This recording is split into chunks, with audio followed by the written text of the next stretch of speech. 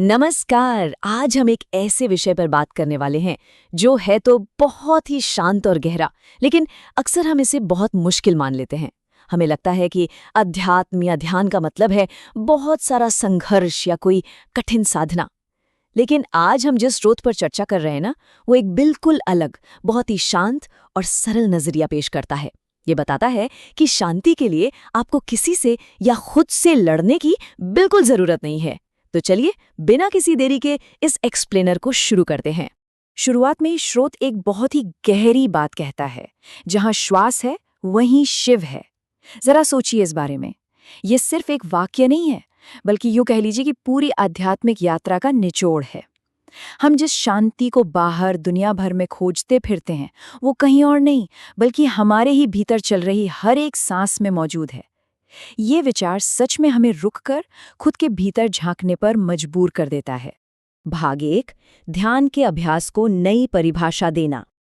अक्सर ध्यान को लेकर हमारी पारंपरिक उम्मीदें क्या होती हैं? यही ना कि हमें मन को एकाग्र करने के लिए जबरदस्ती करनी पड़ेगी, संघर्ष करना पड़ेगा। लेकिन इसका एक बहुत ही सरल विकल्प भी है, और वो विकल्प है सिर्फ अपनी श्वास को सुनना। स्रोत समझाता है कि ध्यान करने के लिए कोई बहुत भारी भरकम कोशिश करने की आवश्यकता नहीं है। बस एक ही काम करना है, अपनी आती और जाती हुई सांसों को सुनना, एकदम बिना किसी हड़बड़ी के, बहुत ही लयबद्ध और तनाव मुक्त तरीके से। भाग 2, ईश्वर को अपने भीतर खोजना। चलिए, इस बात में थोड़ी और गहराई तक जाते हैं। हम सभी अक्सर एक बाहरी खोज में उलझे रहते हैं। ऐसा लगता है जैसे शिव बहुत दूर कहीं कैलाश पर्वत पर बैठे हैं। लेकिन स्रोत एक बिल्कुल अलग आंतरिक वास्तविकता हमारे सामने रखता है। इसके अनुसार शिव कहीं बाहर नहीं है, वो तो हमारी हर एक सांस में पहले से ही मौजूद है। जहां श्वास आ और जा रही है, बस वही उनका वास है। मतलब ईश्वर कोई दूर की मंजिल नहीं है, बल्कि हर एक सांस के साथ हमारे बिल्कुल करीब है। भाग 3, साक्षी बनने की कला। अब यहाँ एक शब्द आता है, साक्षी। साक्षी का सीधा सा मतलब है सिर्फ देखने वाला। स्रोत बहुत ही स्पष्ट रूप से बताता है कि हमें अपनी सांस के साथ कोई छेड़खानी नहीं करनी है। ना तो उसे बदलना है, न पकड़ कर रखना है, और ना ही रोकना है।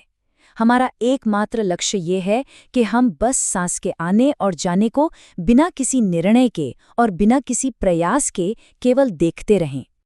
और इस अभ्यास को स्रोत ने 3 बहुत ही आसान चरणों में बांट दिया है। पहला चरण, सांस को अपनी प्राकृतिक लय में स्वाभाविक रूप से अंदर और बाहर जाने दें।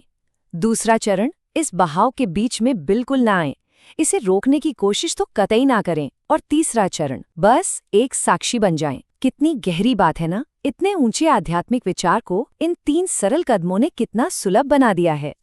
और स्रोत बहुत ही खूबसूरती से ये भी दर्शाता है कि सांस के हर एक चक्र का असर क्या होता है। जब सांस भीतर आती है तो जीवन जागता है, और जब सांस बाहर जाती है तो हमारे भीतर का भार उतर जाता है। सांस के अंदर आने और बाहर जाने, इन दोनों ही क्रियाओं में गहरा आध्यात्मिक लाभ छिपा है। जो कोई भी सांस के इस आने जाने को साक्षी भाव से देख लेता है, समझ लीजिए वो शिव के समीप पहुंच जाता है। भाग 4, भटकते मन को स्थिर करना। अब यहाँ एक बहुत ही महत्वपूर्ण सवाल खड़ा होता है। क्या होगा अगर ध्यान के दौरान मन भटकने लगे? शांति की तलाश करने वाले हर एक व्यक्ति के लिए ये एक बहुत ही आम सी परेशानी है, और सच कहें तो अक्सर हम इससे निराश भी हो जाते हैं। लेकिन स्रोत हमें पूरी तरह आश्वस्त करता है कि अगर मन भटके तो कोई बात नहीं, इसे कोई विफलता मत मानिए। हमेशा याद रखें कि श्वास फिर से रास्ता दिखा देगी। हमारी सांस एक निरंतर मार्गदर्शक की तरह है, जो बहुत ही कोमलता से हमें वापस वर्तमान क्षण में, यानी इसी पल में ले आती है। सांस की वास्तविक प्रकृति समझना सच में बहुत दिलचस्प है। देखिए, सांस के साथ हमारा बीता हुआ कल कभी नहीं आता, और ना ही सांस भविष्य को अपने साथ लेकर जाती है। हर एक सांस वर्तमान का एक बिल्कुल नया पल है। जब हम अपना पूरा ध्यान अपनी सांस पर लगाते हैं, तो हम समय की तमाम चिंताओं से मुक्त हो जाते हैं। और स्रोत के अनुसार इसी वर्तमान क्षण में ईश्वर स्वयं उतर आते हैं। जो इस एक पल को जीना सीख लेता है, वो समय के चक्र से ही मुक्त हो जाता है। भाग 5, परम आध्यात्मिक अनुभूति।